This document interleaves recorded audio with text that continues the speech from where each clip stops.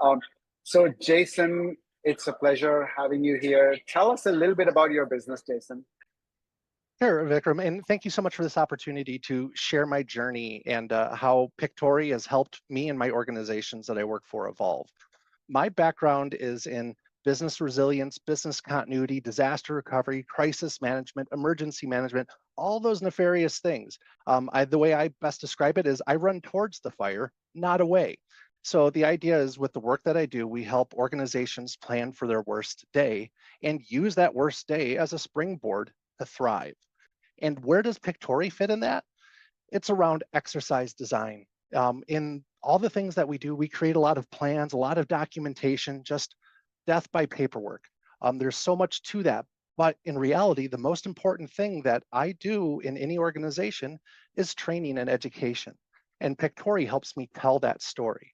So there's a key person in this business resilience industry that I look up to as when I grow up, this is who I want to be. Her name is Regina Phelps, and she is a professional resilience uh, executive, I would say, and her superpower is exercise design. And one of her things that she always shares that she tries to get to is evoke emotion out of her participants to almost, or if possible, make people cry. Because when we're in bad times, that's the emotional state we're going to be in. Our world is crumbling, things are insurmountable, and we don't know how to move forward. Now, enter Pictory.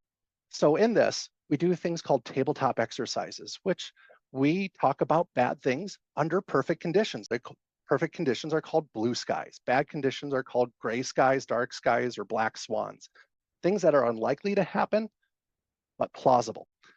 So we talk about those gray skies and those black swan type of events under blue sky conditions. Well, things are perfect and we're great. We're sitting maybe at a conference table or on a Zoom, maybe having donuts and coffee.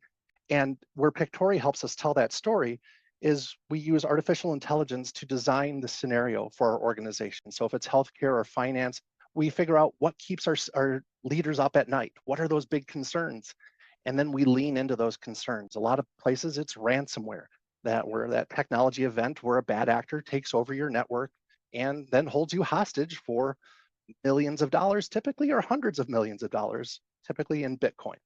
Um, so we create exercises using artificial intelligence to the design of the organization using resources that we know about it. It could be their financial statements or anything that they post publicly, because I try not to use too much private information. And then we create a scenario, an outline, and then we create a script. And then that script goes into Pictory to create the multimedia event or engagement. And videos are about 1, 2, maybe 3 minutes long. It's more or less just to introduce the scenario, to put people in that emotional mind state of going, this is what this might look like in our institution. So let's think about that. And if we're talking about healthcare and things are shut down, how does that impact our frontline? In IT, we get to hide behind that dark curtain in like the little Wizard of Oz effect and not worry about the frontline staff who might be impacted, who might be, servicing and helping patients. I work for a cancer center, so people are showing up in their worst of times to get life-saving, life-enabling, life-extending, or reduce the pain of what they're experiencing. And they're coming to our institution for that. So the idea of the exercise is we discuss that and connect people to the mission of the organization and let them know this is more than just IT or a business process. We're dealing with people. At the end of the day, technology is great, but it's going to fail. And when it fails, who shows up? You do, I do, and our employees do. So how are we going to support our employees and give them the education and enablement so when those worst times happen, they're prepared? It's not like, oh, let me pull out this manual and flip to page 10. All right, I should follow this procedure. That doesn't happen. Very few people pull out those step-by-step instructions during those adverse times. So we train on that in tabletop exercises, and we talk through that. And Pictory is that critical component to get us out of death by PowerPoint. So many times have we sat in meetings and just see slides after slides after slides, or another stack of papers where we're reading an agenda. It's absolutely mind-numbing and boring. We lose engagement, we lose interest, we lost our stakeholders. So I look at exercises as part entertainment, is we need to engage them if possible, in all senses: sight, hearing, maybe smell, maybe not, depends on what we have for to use for technology, but at least the visual presence, the sight and the sound are really important to evoke that emotion out of our stakeholders. So Pictory Awesome. plays that scenario and shares that with people. And then we lean into the death by PowerPoint, where we have different, they're called injects. So we discuss a scenario that 8 a.m. on a Tuesday morning, you show up into work, you log into your computer, and you get this message on your screen, red flashing, that say you owe 200 Bitcoin. And now that's going through all the computers in the institution. What do you do? What is that internal policy of that organization and how you should react to that? Who do you reach out to? Do you go, nudge your coworker and say, this happening to you? Do you escalate to your boss? Do you call the service desk? Who do you call and what do you do? And Pictory, again, helps us tell that story so people are engaged in this kind of dry and heavy subject matter. So we can get into that training and enablement and that education. So when that actually does happen, because with all these events, it's never if, it's always when. Yeah.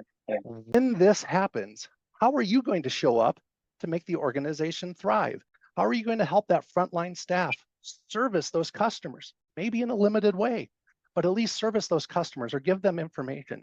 If it's dealing with a bank, how are you going to access your monetary assets? You have mortgages to pay, you have bills to pay, you have all these obligations that are driven by your bank account. And when you lose that, insecurity sets in. You get angry, you push back against your customers. You may even take your money out of that bank when it comes back and take it elsewhere, which can be a reputational impact for that organization. It could hurt their bottom line. It could hurt their ability to employ people. It could hurt them from a regulatory standpoint. If it's a credit union, that'd be NCUA and FFIEC. If it's other institutions, there's other governing organizations that might come in and really inspect everything. So again, using Pictory to engage our users in these heavy conversations and to put them in an emotional state of to think about when this happens, what are you going to do about it? Awesome. So Jason, how were you doing this before Pictory? Well, before Pictory and even before AI, we would sit down in a conference room and we'd write it down, pen to paper. And we talk with our stakeholders, and we still do, and engage them about those things that concern them, maybe keep them up at night. We'd look at news sources, newspaper of things that happened elsewhere and what the outcome was. And then we just sit down as a group and write it all down by hand. A lot of times exercises like this, especially decent ones, may take months to work through, to get the agenda going, to get everything together, and to get everyone scheduled in the same room at the same time.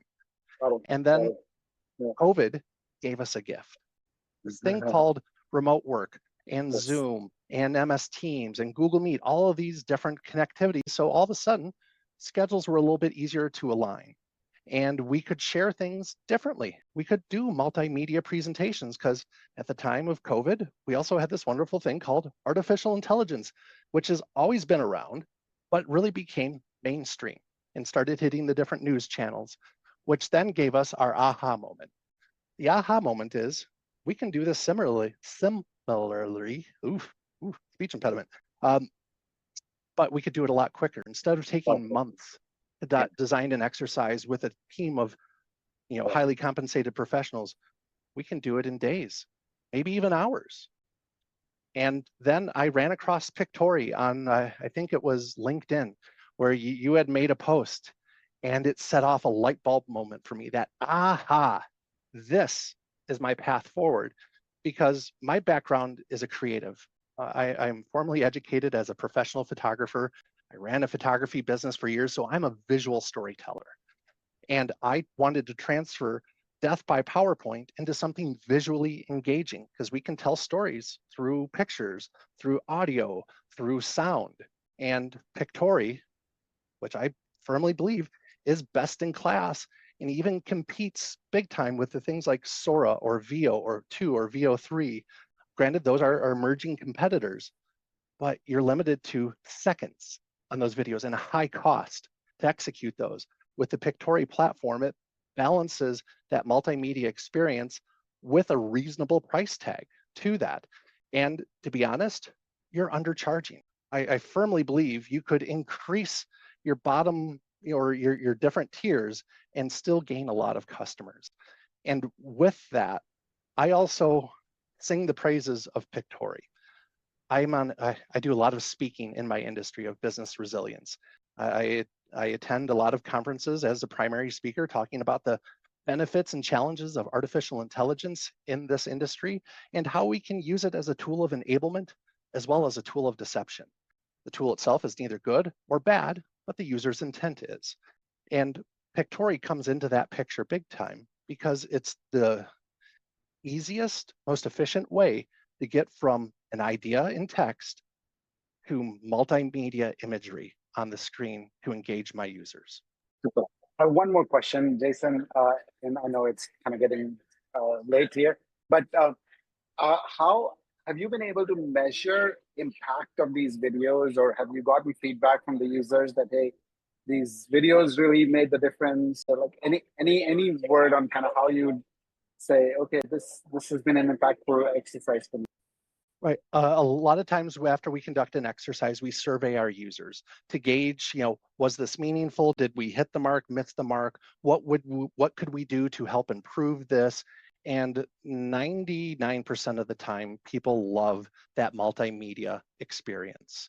It's relevant to them, thinking of the age group in today's age where everyone's got a cell phone in their hand, always taking videos and pictures. It's ingrained where stills and just text alone aren't enough. Very much in our society, we've become accustomed to doom scrolling, watching videos, staring at screens. So I'm going to meet my users where they're at and how they interact with this technology. And again, Pictory tells that story. So while I can't prove that using Pictory in tabletop exercises has increased the resilience of organizations or their outcome, I do know that the feedback I get from people in hallway conversations absolutely love that engagement of tying that multimedia experience back to the mission of the organization, that why we're there. So it's definitely something we could try and measure, but yeah, it's a tool of enablement. Super, super. Is there a website that people can find you at, like if our customers who are looking for disaster recovery experts, and where can they find you? Yeah, I can be found on LinkedIn. I'm the only Jason Haas there. That's a great place on there. I participate frequently on that platform. If LinkedIn isn't your jam, that's perfectly fine. I also have a website. You can visit me at whirlybirdlabs.com. It's WHIRLYBIRDLABS. I really should get a shorter domain. But that's another place to find me. But LinkedIn is really one of the best places to locate me, and I'm happy to share the journey. I'm also at a lot of industry conferences. I guest lecture at MIT annually to talk about artificial intelligence in the business resilience space and how Pictory can help you get there quicker. I also speak at DRJ Fall in Dallas, Texas, Continuity and Resilience Today in Toronto, which that is in October. And then I am also at BCI World, which is a big conference in London this November. Again, to praise how artificial intelligence is a tool of enablement and how Pictory can help you engage your users for more meaningful and in-depth conversations. Super cool. By the way, have you signed up with our affiliate program? Would you be interested in signing up with our affiliate program? Of course, I need to go click the button. I was mousing over it a few times today, and I need to do that and then share that link out. Wonderful. And I just renewed my Pictory as well. I upgraded this year to the team version because I have a counterpart in Toronto that we work on exercises together. And again, this platform is a game changer. I've found nothing else like this, nor anything as easy to use to create an impactful presentation. So thank you so much for standing this up. I know you've written about how,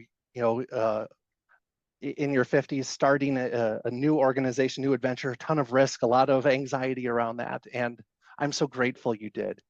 It made me better because of it. And I thank you, Vikram. Thank you, Jason. Really appreciate this conversation and really enjoyed our call. Yeah, and you'll see snippets of this video on LinkedIn. We'll tag you. Yes. Okay, perfect. Great. Excellent. Thank you so much, Jason. Really appreciate it. Thank you so much. Again, so much appreciation. Thank you for being so bold to lean into this. Like I said, you have made me better and my work exponentially better. So thank Awesome. you. Thank you.